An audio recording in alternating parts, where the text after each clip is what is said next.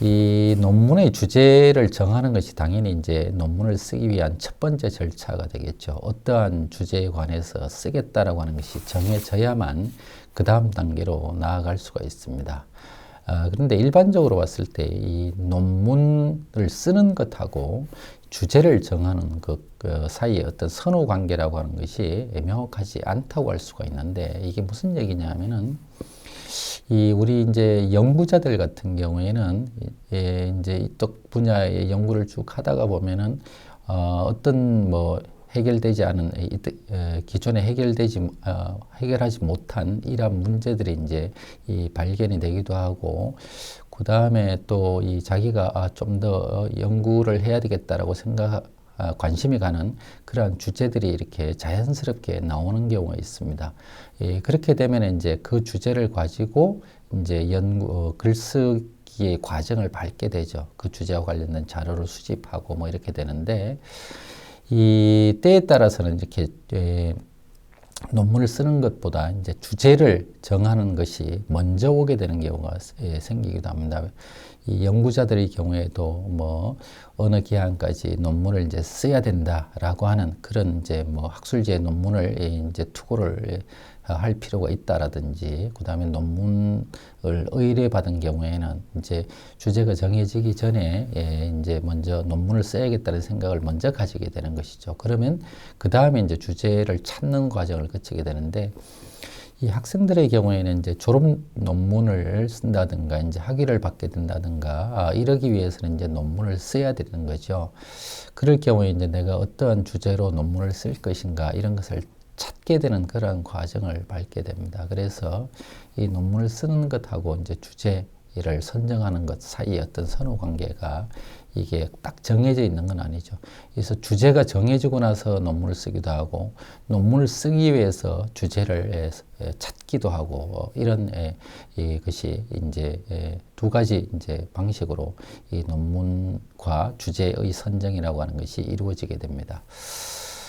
그런데 이제 주제를 어떻게 이제 선정을 하느냐. 여러분들이 이제 뭐 학부에 지금 졸업 논문을 쓰는 학과들이 많지는 않습니다만은, 어쨌든 이제 졸업 논문을 쓰는 학과의 경우에는 졸업 논문과 관련된 주제를 선정을 해야 되는데, 이 주제를 선정을 할 때 굉장히 막연하지요. 그런데 그럴 때 어떻게 이제 주제를 선정할 것인가라고 하는 것이 하나의 고민일 수가 있는데, 일반적으로 봤을 때 이 주제를 선정하기 위한 가장 좋은 방법은 자기가 관심을 가지고 있는 전공의 세부 분야에 해당되는 기존 연구의 성과를 검토해 보는 것이 가장 좋습니다.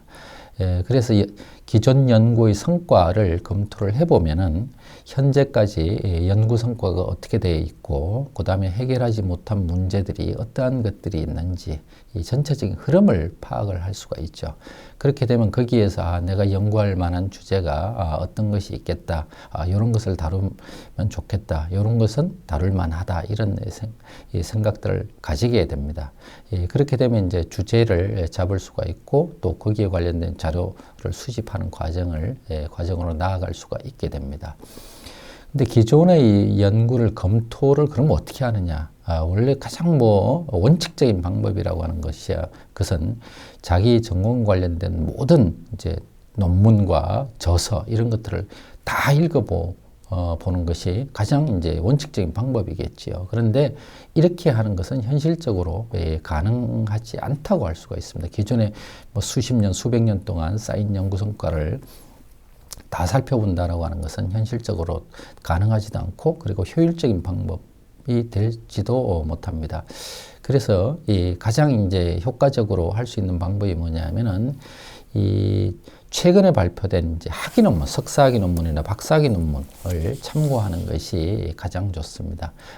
왜 그러냐 하면은 이러한 석사학위 논문이나 박사학위 논문의 서론 부분에 해당하는 서론을 보게 되면은 반드시 들어가야 되는 부분이 있는데, 그게 뭐냐면은 이 연구사 부분입니다. 그러니까 이게 제목을 연구사 이렇게 달기도 하고, 기존 논의 검토라든지 이런 뭐 제목으로 달기도 하는데 그러한 부분이 기존 연구를 검토하는 부분이 반드시 들어가게 돼 있습니다. 이제 학위 논문을 쓸 때 보면은 이러한 그 연구사 부분이 들어가는 이유는 뭐냐면은 기존의 연구들이 이렇게 이루어져 왔는데 나는 기존의 연구에서 연구 성과에서 거두지 못한 부분, 그 다음에 다루지 못한 부분, 그 다음에 미해결된 부분, 뭐 이러한 것들을 나는 이 논문에서 이렇게 다루겠다라든지 뭐 그런 것들을 밝히고, 그 다음에 그래서 자기 논문이라고 하는 것이 현재의 학위 논문에서 다루는 것이 어떠한 가치를 갖는다라든지 이런 것을 내세울 수가 있기 때문에 모든 학위 논문에는 기존 논의 검토, 연구사 부분이 반드시 들어가게 되어 있습니다. 그럼 연구사라고 하는 것은 기본적으로 이렇게 쓰는 골격이 뭐냐 하면은 이 기존 논의 이러한 특정 주제에 관해서 기존의 연구자들이 뭐 몇 가지 방향에서 주로 이루어져 왔고, 그러한 논의의 결과 이 성과는 어떻고 이런 것들을 다 정리를 하게 되어 있습니다. 그리고 그러한 이 몇 가지 논의 방향에서 이루어진 이러한 논의를 주로 하는 대표적인 논문이라든지 저서라든지 이러한 것들은 어떠한 것들이 있다라고 하는 것을 거기서 이제 적시를 하게 됩니다. 그러니까 그런 것들을 보게 되면은 자기가 쓰고자 하는 주제 또는 관심이 가는 주제에 관련된 이 기존 연구의 흐름이라든지 연구 성과라든지 그다음에 해결되지 않은 문제라든지 이런 것들을 거기서 알 수가 있어요. 그리고 그러한 연구 성과를 낸 그런 주요 논저들이 어떠한 것들이 있는지에 대해서도 알 수가 있게 됩니다. 그래서 최근에 발표된 이 학위 논문들을 참고를 하는 것이 가장 좋은 방법이라고 얘기를 할 수가 있겠습니다. 근데 이러한 논문의 주제를 정할 때 우리가 주의를 해야 될 점이 한 두 가지 정도가 있는데, 하나는 논문의 주제를 이제 구체적이고 분명한 것으로 정해야 된다라고 하는 이러한 점이 있습니다. 이게 뭐 매우 당연한 얘기인데, 실제적으로 여러분들이 논문을 쓰는 과정을 보고 제출한 논문 같은 것들을 보게 되면은 이러한 아주 기본적인 이 원칙을 지키지 않은 그런 논문들을 많이 보게 됩니다. 무슨 얘기냐면은 사실은 이 논문이라고 하는 것은 이 범위를 좁혀서 구체적인 사실을 밝히고 거기에 이제 논거를 제시하고 이런 과정을 밟아야 되는데, 일반적으로 보게 되면은 학생들이 낸 논문의 이 주제라고 하는 걸 보게 되면은 범위가 대체적으로 너무 큽니다. 무슨 얘기냐면은 이 학부 졸업 논문 또는 석사학위 논문, 박사학위 논문에서 다룰 수 있는 주제가 있고 다룰 만한 주제가 있어요. 그러니까 학부 졸업 논문 같은 경우에도 물론 분야에 따라 조금씩 다르겠습니다만은 인문사회과학 같은 경우에는 대체로 이제 200자 원고지로 따졌을 때 이제 100매 내외를 이제 기준으로 하게 되는데, 이러한 100매 내외에서 다룰 수 있는 주제라고 하는 것은 아주 정해져 있습니다. 이게 100매 내외에서 다룰 수 있는 주제가 너무 크다라든가 이렇게 되면 사실은 여기서 다룰 수가 없는 것이죠. 근데 여러분들이 이제 졸업 논문으로 제출하는 거 보면은 이것은 책을 뭐 2권, 3권 이렇게 시리즈로 내야 될 그러한 큰 주제를 가지고 학부 졸업 논문으로 내기도 하고 주제로 정해서 쓰기도 하고 뭐 그러는데, 그렇게 되다 보면은 이 논의라고 하는 것이 너무나 수박 겉핥기 식으로 되고 추상적으로 될 수밖에 없어요. 그러니까 우리가 이제 이런 논문 평가 같은 걸 할 때 보면은 일단 제목을 보게 되면은 여러분들이 어느 정도 이게 이 논문을 쓰기 위해서 준비를 했는지를 어느 정도 알 수가 있게 되는데, 그만큼 이게 주제가 포괄적이라고 하는 것은 그만큼 이게 준비 과정이 철저하지 못했다라고 하는 것을 얘기를 해줍니다. 그러니까 준비를 많이 하면 할수록 어떻게 되느냐 하면은 범위가 줄어들고 보다 구체적으로 되는 것이 일반적인 현상이에요.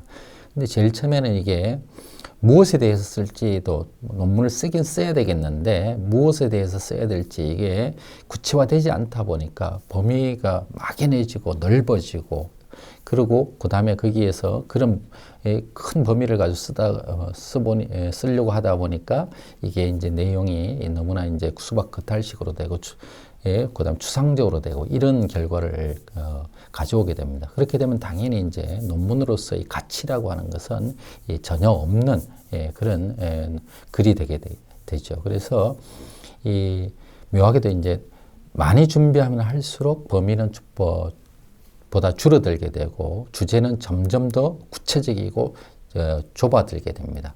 그래서 논문의 제목에서 이 범위가 굉장히 한정되고 이런 것일수록 이 논문을 쓰는 사람이 쓴 학생이 보다 더 이 논문을 쓰기 위해서 준비를 철저히 했고 오랜 시간 고민을 했구나라고 하는 것을 알게 됩니다. 물론 반드시 그런 건 아닙니다만은 일반적으로 그렇습니다. 그러고 나게 되면 이제 이 목차 같은 것도 우리가 이제 이 학생이 이제 논문 제출자가 준비를 얼마나 철저히 하게 했는지를 알 수 있는 그러한 하나의 그 기준이 되는데 목차도 뒤에서 보겠습니다만 목차도 준비를 많이 하면 할수록 목차도 아주 세분되게 되어 있습니다.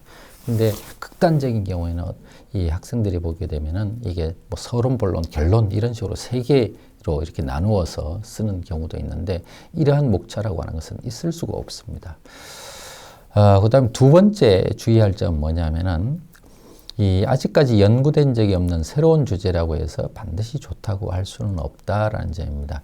이게 이제 보통 학부 과정에서 이러한 것은 이제 이러한 현상은 별로 드러나지 않는데 이 학위 논문 같은 경우에 이제 기존에 다루어지지 않은 이제 새로운 주제라고 생각이 되는 그런 것들이 이제 발견이 될 수가 있습니다. 그러면은 내가 이걸 하면 되겠다. 그러면 진짜 학계에 큰 성과를 남길 수 있겠다. 이런 생각을 해서 접근하는 경우가 있는데 그게 이제 실패로 끝나는 경우도 적지가 않습니다. 왜 그러냐면은 기존에 많은 연구자들이 다루지 않았던 문제라고 하는 것은 그만큼 이제 굉장히 까다로울 수가 있는 문제이고 그만큼 어려운 문제일 수도 있고 그만큼 범위가 넓은 문제일 수도 있습니다. 그러니까 이제 이 기존의 연구자들이 전혀 다루지 않은 문제라고 해서 이거를 다루면 되겠다라고 성급하게 결론을 짓고 접근을 한다면은 그것이 좋은 결과를 이끌어내지 못할 경우도 적지가 않습니다. 그래서 기존의 연구자들이 다루지 않았던 문제가 있을 경우에 왜 기존의 연구자들이 이러한 문제를 다루지 않았을까라는 생각을 좀 더 해보고 신중하게 주제를 선택을 할 필요가 있다는 겁니다.